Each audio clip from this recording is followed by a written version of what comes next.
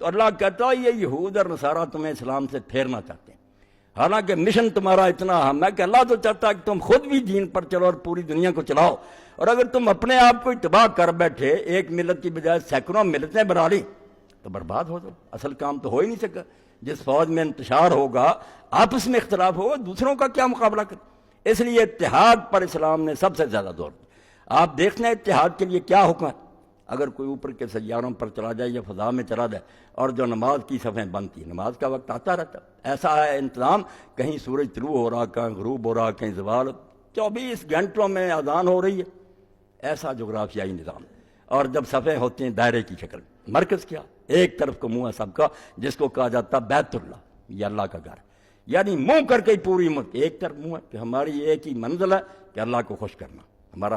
جو مقصود ہے اللہ، ہم اللہ کے گھر کی طرف منہ کرتے ہیں، ہماری زندگی صرف ایک نصب لائن ہے، لا مقصود ہے اللہ، کوئی نہیں چاہتے، نہ ہم دولت، نہ اقتدار، نہ کوئی وجاد، ہم یہ چاہتے ہیں کہ وہ اللہ خوش ہو جس کا گھر ہے، سارے گول دائرے کی شکل میں کہ سب کا منہ ادھر کو ہو، سارے ادھر منہ کرتے اور ایک ہی زبان میں نماز پڑھتے۔ اب ذرا وہ منظر دیکھیں کہ 50-60 لاکھ آدمی مکہ جمع ہوتا ہے، ایک امام کے پیچھے کھڑے ہوتے ہیں، بیت اللہ کی رخ طرف اللہ اکبر اکٹھا ہوتا ہے، سلام اکٹھا ہوتا ہے، پوری دنیا یہ نظارہ دیکھتی، مگر ہم اس سے سبق نہیں نہ لیتے، اس بات پر رہتے نہیں جو اتنا بڑا مظاہرہ تھا کہ تم دیکھ لو فرقے بھی ہو، اب بھی یہاں شیعہ ہیں، بریلوی ہیں، دیوبند، سارے آئے ہو، مگر ایک ہی لباس ہے، ایک ہی ترانہ ہے، لبیک اللہم لبیک۔ اور یہی بات اللہ پاک نے فرمائی کہ صرف سبق دینے کے لیے، ورنہ اللہ کہیں نہیں رہتا، وہ مکے میں اس کا کوئی مکان ہے، کوئی گھر نہیں اس کا، وہ تو جدھر تم رخ کرو ادھر ہی ہے، مگر صرف وحدت کے لیے کہ تم ایک ہونے کا ثبوت دو دنیا کو کہ ہم سب کا منہ ایک طرف، ہم اللہ کو مانتے ہیں۔ اس لیے حج بیت اللہ کے بارے میں اقبال کہتا ہے یہ کیا ہے؟ طاعت سرمایہ جمعیت ربط اوراق کتاب ملت، جیسے ورق بکھرے ہوتے ہیں پھر اس کو ایک ڈور سے باندھ دیا جاتا ہے، وہ ایک کتاب بن جاتی ہے۔ یہ ملت کے جو اوراق ہیں انڈونیشیا سے لے کر امریکہ تک، حج کے موقع پر ان کو ہے اس طرح کر دیا، ایک ملت، ایک ہی جگہ اکٹھے، ایک ہی طریقہ سے بات کر رہے ہیں، ایک ہی، مگر بھول جاتے ہیں سب۔ رمضان شریف بھی ایک زمانہ میں رکھا، حکیم صاحب نے کئی مرتبہ یہ بات بیان کی، مولانا مودودی صاحب نے توجہ دلائی کہ سارے سال میں جب کچھ آتا روزے رکھ لیتا، نہیں، ایک مہینہ مقرر کیا کہ سب رمضان میں اکٹھے رکھو تاکہ سارے عالم اسلام پر ایک کیفیت داری، پوری دنیا دیکھے کہ جہاں بھی مسلمان ہے یار ایک ہی نشہ اس پر چلا۔ اس لیے اللہ تعالیٰ نے فرمایا بڑا انعام کیا تم پر کہ تم ایک امت ہو، ایک رسول ہے تمہارا، ایک کتاب ہے، ایک رب ہے، اور یہ بڑا مشکل کام تھا جو صرف میری توفیق سے ہوا۔ تم دشمن تھے، طرح طرح کی دشمنیاں، مذہبی دشمنیاں بھی تھی، خود یہود کے فرقے، نصارہ کے فرقے، صرف ہم مسلمان بھی اس لعنت میں نہیں مبتلا، ان کے بھی فرقے ایک دوسرے کے دشمن تھے، رب بھی ہیں، ایک دوسرے کے گرجے جلاتے ہیں، قتل کرتے ہیں، کافر سمجھتے ایک دوسرے کو، نکاح رشتے نہیں کرتے، اسی مصیبت میں دنیا پھنسی ہوئی۔ یہ نسلی گروہ بھی تھے کہ یہ جو ہے عرب ہے، یہ عجم ہے، یہ فلاں ہے، رنگوں کا چکر ہے، امیر غریب کا فرق، یہ تو سارے تفاوت جو تھے اللہ کے رسول نے پاؤں تلے رون دی، نہیں کوئی نہیں، نہ یہاں کوئی امیر غریب ہے، نہ اپنا بیگانہ ہے، جو اللہ کے دین کو مانتا وہ تمہارا بھائی۔ اور بھائی بھی ایسا، صحیح بخاری میں آتا کہ حضرت سیدنا عمر رضی اللہ تعالیٰ عنہ کہتے تھے کہ ابو بکر ہمارے سید ہیں، سردار، اور ہمارے سید کو انہوں نے خرید کر آزاد کیا، بلال رضی اللہ عنہ، وہ جماعت غلاموں کی جن بیچاروں کی کوئی حیثیت نہیں، جانوروں سے بدتر تھے، منڈیوں میں بکتے تھے، فرمایا نہیں، اب یہ بلال وہ نہیں، غلام وغیرہ، ہمارا سید ہے، سردار۔ اور اسی لیے آپ دیکھتے ہیں کہ بیت اللہ شریف کی چھت پر صرف وہی چڑھا، مکہ فتح ہوا، چھت پر چڑھایا، وہاں اذان دی اس نے، اور کفار جو تھے ان کے سردار بچے کچے بیٹھے تھے حرم میں اور آپس میں کہہ رہے تھے یار ہمارے باپ مر گئے، اچھا ہوا کہ انہوں نے اس گدھے کی آواز نہیں سنی، نعوذ باللہ۔ اور حضور پہنچ گئے وہاں، کہا اب بھی بکتے ہو، اب بھی شرم نہیں تمہیں آتی؟ ہاں، پھر معافیاں مانگنے وہاں چڑھایا، اور بیت اللہ شریف کے اندر داخل ہوئے۔ آپ دیکھ لیں حدیث کی کتاب میں پڑھیں، نہ ابو بکر گیا، نہ عمر گیا، نہ علی گیا، نہ عثمان، کوئی حضور کے ساتھ نہیں، کوئی ان میں سے نہیں تھا، یا بلال تھے یا اسامہ تھے، غلام زادے، یہ دونوں حضور کے ساتھ، آپ نے ان کو شرف بخشا۔ تو اس لیے اسلام نے یہ اتنا بڑا کام کیا، کافر بھی مانتے ہیں، تاریخیں پڑھیں، وہ کہتے ہیں واقعی یار محمد صلی اللہ علیہ وسلم نے جو کام کر دکھایا، اتنے پھٹے ہوئے لوگوں کے دل میل دیے،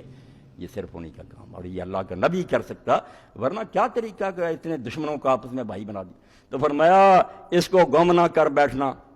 تمہارا جو کام ہے وہ تبھی سر انجام پائے گا اگر متحد رہو، اگر آپس میں پھوٹ ہوگی تو کیا بنا تھا پھر؟ بغداد جب تباہ ہوا کون نہیں جانتا کہ ایک دن شیعہ حملہ کر دیتے سنیوں کے محلے پر، تباہی کے دن ایک دن سنی حملہ کر آپس میں مر رہے، اور بلا لیا پھر ہلاکو خان کو، خود ہی کہہ دیا ابن القمی وزیر نے کہ آؤ قبضہ کرو، اور امیر المومنین مستعصم باللہ کس بری حالت سے مرا، پھر کپڑے میں اس کو لپیٹ لیا، جوتیاں مار مار کر۔ عالم اسلام اس وقت ہندوستان سے لے کر کہاں تک تھا، مسلمانوں کا امیر المومنین جوتیاں کھا کر مرا، کافروں نے قبضہ کر لیا۔ تو یہی انجام ہوتا ہے جب آپس میں پھوٹ ہو جائے، اتفاق نہیں تو پھر دشمن تو فائدہ اٹھائیں گے۔ اللہ پاک کہتے ہیں نہیں، ایک ہو جاؤ، آپس میں متحد رہو، اختلاف نہ کرو، ورنہ ہوا اکھڑ جائے گی، برباد ہو جاؤ۔ اور جس آگ کے گڑھے کے کنارے پر تم تھے اور اللہ نے وہاں سے بچایا، اسی میں گر جاؤ۔ آگ کا گڑھا تھا کہ دنیا گرنے لگی تھی، آپس کے اختلافوں کی وجہ سے عالمگیر جنگ لگتی، سارے مر جاتے، محبت پیدا ہو، فرمایا پھر گڑھے میں گرنا چاہتے، گرتے ہم لوگ۔ اور چھوٹے چھوٹے اختلاف، کہیں نسلی جھگڑے ہیں، کہیں علاقائی تعصبات، یہ بلوچی ہیں، یہ سندھی ہے، بھائی مسلمان نہیں ہو تم، اور ظالمہ ان رشتوں کی کیا قدر ہے؟ ہاں، جو اب بھی باپ اور دادے کا نام دیتا کہ میں فلاں نسل سے ہوں، فلاں صوبے سے، کوئی نہیں۔ جو ایک علیم و جد میں پھنسا ہوا کہ میرا علاقہ یہ، میں اس دریا سے پار پیدا ہوں، میں فلاں نسل ہے، اسلام کی ایک رائے بھی اس کے اندر نہیں۔ اسلام نے یہ ساری چیزیں ختم کر دی۔ اب تم ایک نیا خاندان ہو جس کے والد ہیں محمد مصطفیٰ صلی اللہ علیہ وسلم، جس کی مائیں ہیں رسول اللہ کی بیویاں، ازواج امہاتہم، رسول اللہ کی بیویاں آپ کی مائیں ہیں، یہ اسلامی خاندان، حضور ہیں والد، تم آپس میں بھائی، بالکل اصل بھائیوں سے بھی تمہارا تعلق زیادہ۔ اب آپس میں کوئی ایسی بات، اسی لیے مذاق اڑانے کو کہہ دیا گیا، کسی کی غیبت کرنے کو کہہ دیا گیا، ٹھٹھا اڑانے کو، یہ ساری چیزیں آپس میں تعلقات خراب کریں گی۔ دوسرا مسلمان پھر ناراض ہوگا، یار یہ میرا بھائی نہیں ہے تو میری بدگوئی کرتا۔ کوئی ایسی بات نہیں اسلام نے قبول کی، حتیٰ کہ اشارے سے بھی اگر کسی نے آنکھ سے اشارہ کیا نا کہ یہ دیکھو ٹھنگنا سا، فرمایا تو نے بھی غیبت کی، بہت بڑا جرم کیا، کیوں اپنے بھائی کی تحقیر کی؟ تجھے کیا پتا کہ اللہ کی بارگاہ میں تجھ سے کتنے بہتر۔ اور جن لوگوں نے اس بات کو سمجھا تھا کہ یہ جو اختلافات جن پر آج زور دیا جا رہا اور دشمنوں کی سازش کے تحت، اور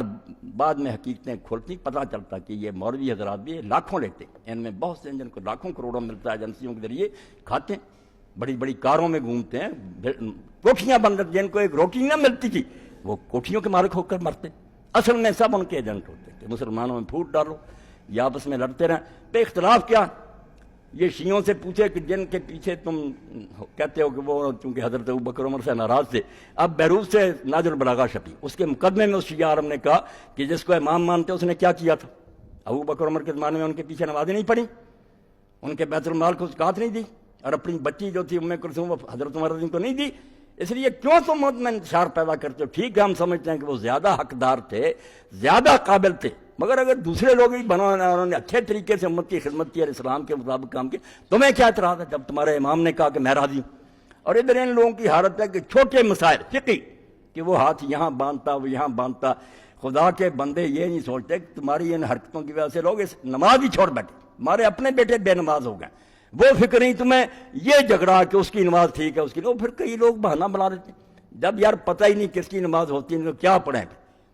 کیسا انہوں نے ظالموں نے بہانہ لوگوں کو مہیا کر دیا۔ میں بات ختم کرتا ہوں کہ دو عالم، خود مولانا نور شاہ رحمۃ اللہ علیہ نے یہ واقعہ لکھا اور اس کا حوالہ دے کر مولانا محمد یوسف بن نوری رحمۃ اللہ نے ترمذی کی شرح معارف السنن میں لکھا۔ دو عالم بڑے، ایک شافعی ایک حنفی، ابو عامر حنفی تھے، ادھر کفار تھے، امام تھے اپنے زمانے میں، اکٹھے ہوتے، کوئی مرگ ہو جاتی یا کوئی دوسرا موقع جمع ہوتا، لوگوں کو پتہ ہوتا کہ وہ دونوں عالم آئیں گے۔ اس طرح کی لڑائیاں نہیں تھیں جیسے یہ بیوقوف کرتے، علمی اختلاف ہوتے، قلم دعاتیں لے کر لوگ پہنچ جاتے تھے۔ عیسیٰ علیہ السلام کی محل سن بجائے پڑھنے کے قرآن خوانی کرو، کسی نے کوئی سوال چھیڑ دیا کہ اس پر بات کر، جب انہوں نے کلام شروع کرنا وہ علامے سے دریا بیٹھتے لوگ نے کتابیں بنتی جاتی تھی۔ ایک دن ایسا ہوا کہ وہ ابو عامر جو تھے حنفی وہ جا رہے تھے، مغرب کی نماز کا وقت ہو گیا، مسجد تھی کفار رحمۃ اللہ علیہ کی، وہاں پہنچے تھے، یہ انہیں کی مسجد میں داخل ہو،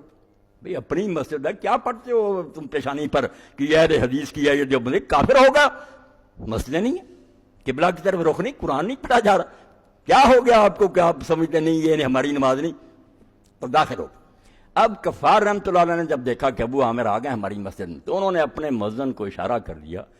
کہ دیکھو یہ ہمارے مہمان آئے ہیں، عالم ہیں، میرے دوست ہیں، آج شافعی طریقے سے اذان نہیں کہی، حالانکہ دونوں سنت کہ 2 بار اشہد اللہ اللہ 2 بار اشہد اللہ محمد رسول اللہ آہستہ کہو، بعد میں پورے زور کے ساتھ ریپیٹ کرنا کیا ترجیح۔ مکہ میں یہی اذان حضور نے مقرر کی تھی، ابو معذورہ یہ دیتے تھے، اور مدینہ میں یہی تھی جو ہم دیتے ہیں۔ تو حنفی جو ہیں یہی ہے کہ اکاری اذان کہہ دیتے ہیں، وہ دوہری کہتے ہیں، انہوں نے کہا اکاری کہی۔ بعد میں نماز کے لیے بھی حضرت ابو عامر کو آگے کر کہ آپ ہی پڑھائیں۔ جب وہ نماز کے لیے کھڑے ہو، انہوں نے دیکھا کہ میرا اتنا احترام کیا، میں بھی اپنے عمل سے ثابت کروں کہ یہ مسائل کوئی حیثیت نہیں رکھتا، یہ کوئی مسئلہ نہیں دین میں۔ انہوں نے ناف کے نیچے ہاتھ باندھا، آمین اونچی نہیں کی، رفع یدین نہیں کی۔ ہاں، یہ چیزیں تھیں جن کو اتنا اچھالا کہ اب دین کے دشمن کہتے ہیں یار مولویوں کی بات کیا سنیں، یہ تو نرے جھگڑے ہی ہیں۔ باقی انہوں نے فساد دی، وہ بات وہی ہوگی جو وارث شاہ نے اپنی اس عشقیہ مسلمی نے کئی ہیر میں کہ وارث شاہ میاں پنڈ جھگڑیاں دی پچھوں ملا مسیح دا آیا۔ یہ ملا مسیح کا جو ہے نا جھگڑوں کی پنڈ، فساد ہی فساد، وہ کافر ہیں وہ کافر ہیں ان کے بھی۔ تو کیا یہ وہ کام کریں گے جو اللہ کہہ رہا تم نے تو دوہرا کام کرنا تھا؟ خود ملت اسلامیہ نے بھی نیک رہنا تھا اور باقی بھی نظر رکھنی تھی کہ دنیا کے دوسرے علاقوں میں کیا ہو رہا۔ انہیں نوٹس دینا تھا کہ ہم ملک نہیں چھیننا چاہتے، ہمیں یہ کوئی بھوک نہیں لگی کہ لوگوں کے علاقے چھینے، نہ ہم قتل کرنا چاہتے ہیں، نہ تمہاری بات گائیں ویران کرنا چاہتے۔ اگر تم کافر مرنا چاہتے مرو، یہ تمہارے خدا سے معاملہ، مگر ظلم اور کرپشن اور بدماشی یہ مسلم کریں گے، وہ بھی ان کا ہاتھ پکڑیں گے ہم، اور کوئی کافر کرے گا اس کو بھی کہیں گے نہیں بھائی ظلم نہ کرو، آرام سے امن سے رہو۔ تو اتنا کام ہے تمہارا، مگر تم آپس میں لڑ رہے، اور جب لڑو گے تو پھر دین کا کام تو ٹھپ ہو جائے گا، دشمن غالب آ دیں گے۔ اللہ تعالیٰ ہمیں توفیق دے کہ ہم اپنی ذمہ داری کو پہچانیں کہ وقت تیزی سے گزر رہا، اللہ کی عدالت کی پیشی قریب آ رہی ہے، وہاں شرمندگی اور رسوائی نہ ہو، اور بالکل وہ آخری بات علامہ اقبال کی اپنے ذہن میں بٹھا لیں، تا نہ خیزت بانگے حق ازار میں گر مسلمانی نیاس آئی لمیں۔ اگر تو مسلمان ہے تجھے چھٹی نہیں ملتی، سب ملازموں کو مل جاتی، تیرا کام تو اتنا کہ تو اپنی پیٹی کھول ہی نہیں سکتا جب تک ساری دنیا میں حق کا آوازہ بلند نہیں ہوتا، جب تک لا الہ الا اللہ کی چرچا ساری دنیا میں نہیں، اسلام جو ورلڈ آرڈر نہیں بنتا، تو نہیں آرام کر سکتا۔ کام یہ ہے آپس میں جھگڑوں میں پڑے ہوئے، کچھ غیروں کی سازشیں ہیں، کچھ ہماری بیوقوفی ہے۔ تو اللہ ہدایت دے، اسلام کے لیے ہم متحد ہو جائیں، اور جہاں سے بھی کوئی آواز آئے، بے شک کمزور آواز، آپ دیکھتے ہیں ہمیں زیادہ مجموع کی ضرورت نہیں، 4 آدمی بھی ہمارے سامنے بیٹھے ہیں، مگر وہ یہ عزم رکھیں کہ واقعی یار جیسی یہ بات اللہ کے بندے کہہ رہے ہیں، دین کے لیے ہمیں تڑپنا چاہیے۔ تو ہماری محنت اس میں انشاءاللہ جو ہے نا برابر ہوگی، اللہ ہمیں اجر دے گا، تو دین کے کام میں پوری طرح ہم منہمک ہو جائیں، آپس میں اتفاق اور اتحاد پیدا کریں۔ کوئی عالم اور مولوی اندروں میں اختلاف کی بات کرے، اس کو یہاں سے پکڑیں کہ اللہ کے بندے ہمیں تباہ کرنے کے لیے کافر ہی کافی ہیں، تم کیوں ہمیں مروا رہے؟ وآخر دعوانا الحمدللہ رب العالمین، وصلی اللہ تعالی علی خیر خلقہ محمد وآلہ وصحبہ اجمعین۔